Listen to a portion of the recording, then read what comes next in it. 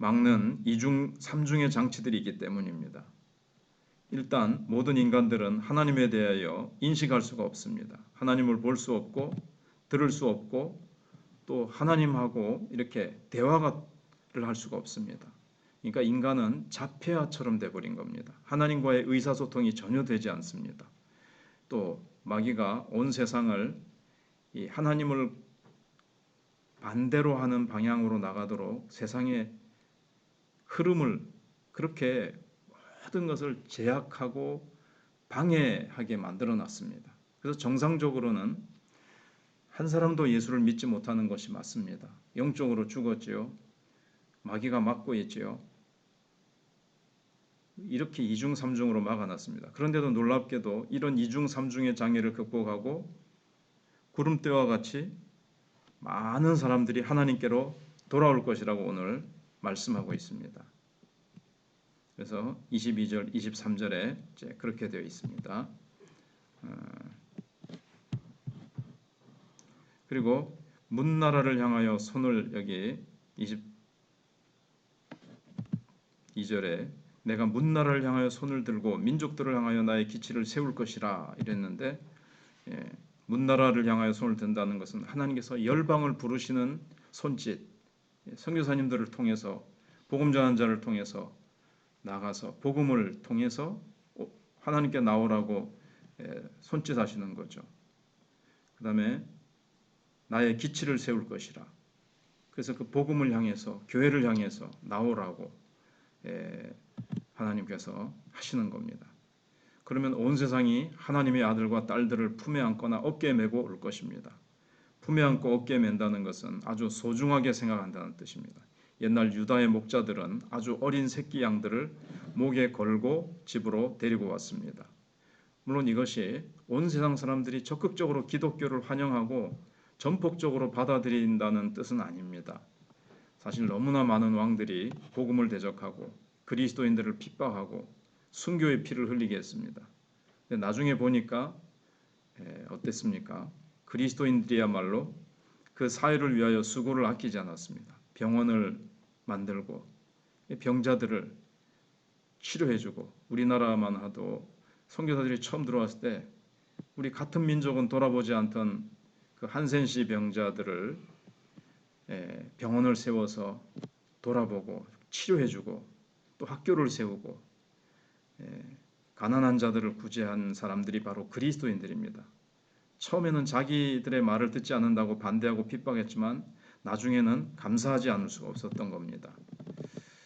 우리나라에 복음이 처음 들어왔을 때는 또 제사 문제로 많은 어려움이 있었습니다. 부모의 은혜를 모르는 불의어 막심한 종교라고 욕했습니다.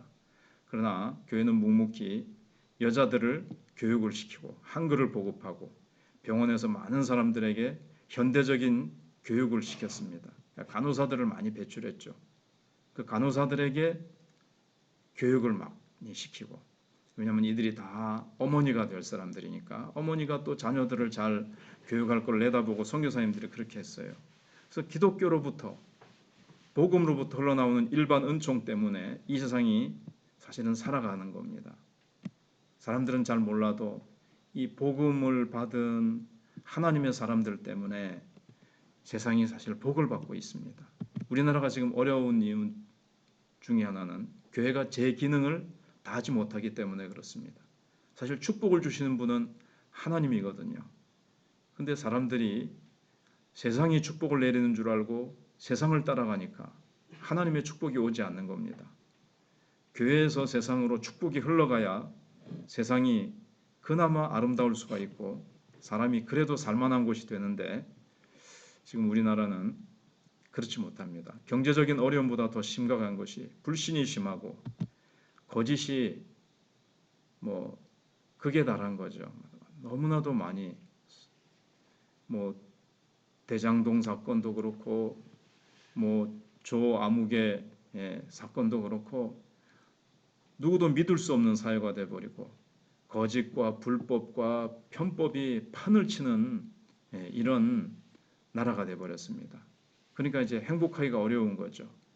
외국인들도 이제 투자하기가 어려운 그런 부분들이 있습니다.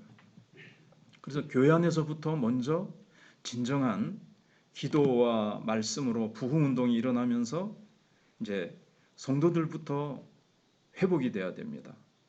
교회 안에서 정말 천국과 같이 남을 교회 안에서 서로 미워하고 시기하고 질투하고 막 그런 것이 아니고 서로 믿고 할 정도로. 그래서 초대교회 때 사실 세상 사람들이 두려워했다 그랬지 않습니까? 여기 보면 오늘 말씀에 발에 티끌을 핥는다는 말이 나오는데 발에 티끌을 핥을 정도로 성도들을 좋아하고 존경하게 되도록.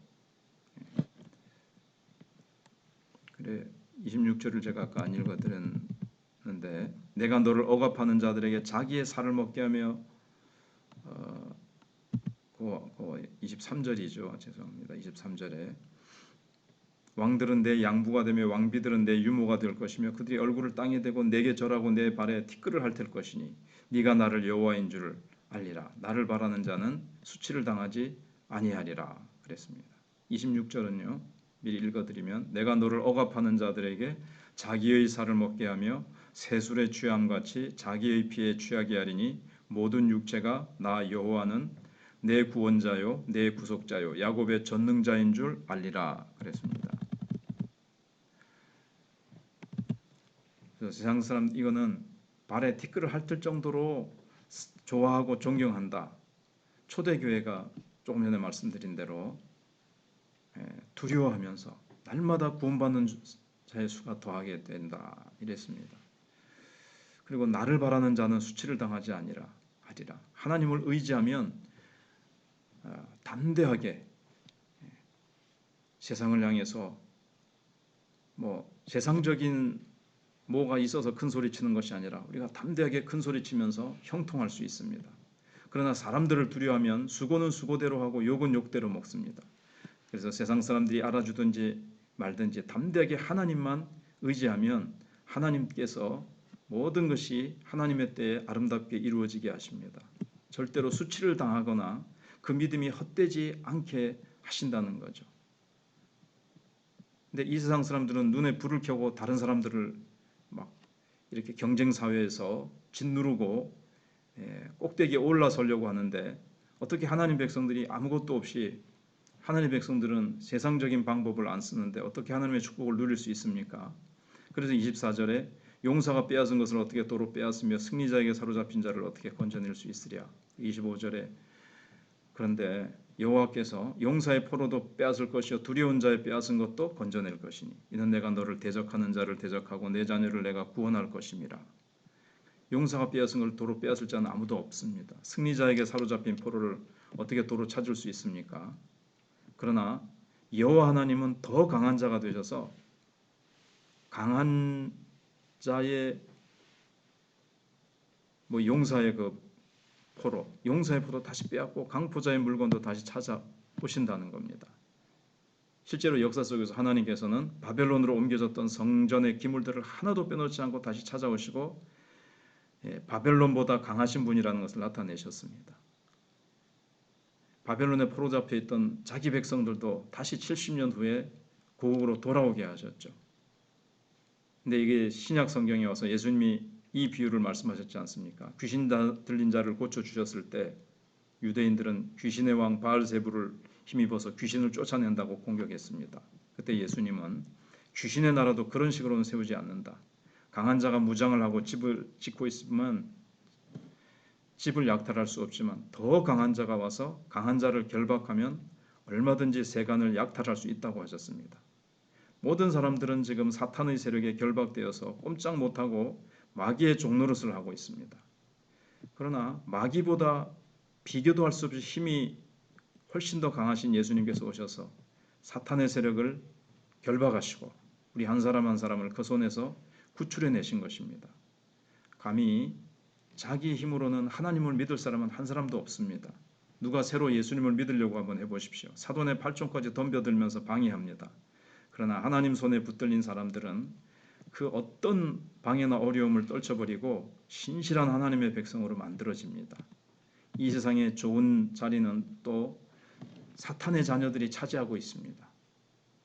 그러면 우리 하나님의 자녀들은 일자리도 없고 직장도 이 세상에서 설 자리가 없는데 어떻게 해야 됩니까?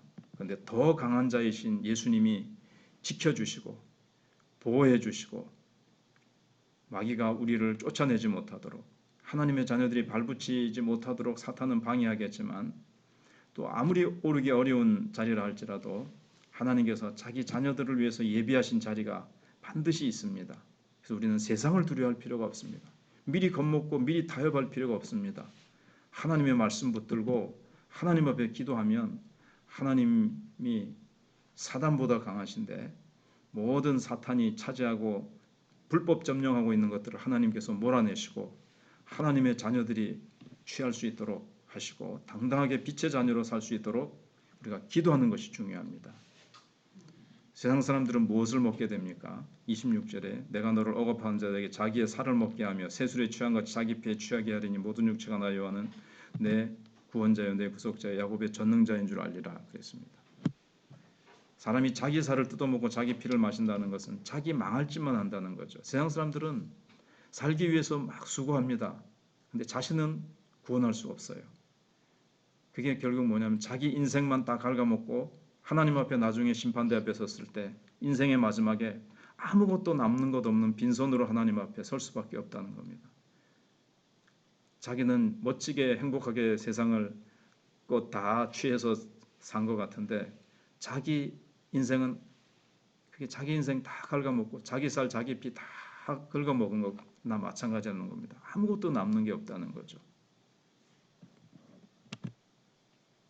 그래서 진정한 축복은 이스라엘의 하나님이 주시는 겁니다. 그래서 구원의 하나님을 의지하는 것이 가장 큰 축복입니다. 세상 사람들의 축복을 부러워하지 말아야 됩니다. 그건 자기 피에 취한 거예요. 하나님이 주신 것으로 만족하고 하나님을 더 알아가는데 힘쓰는 것이 진정한 축복이고 구원의 은혜입니다. 그렇지만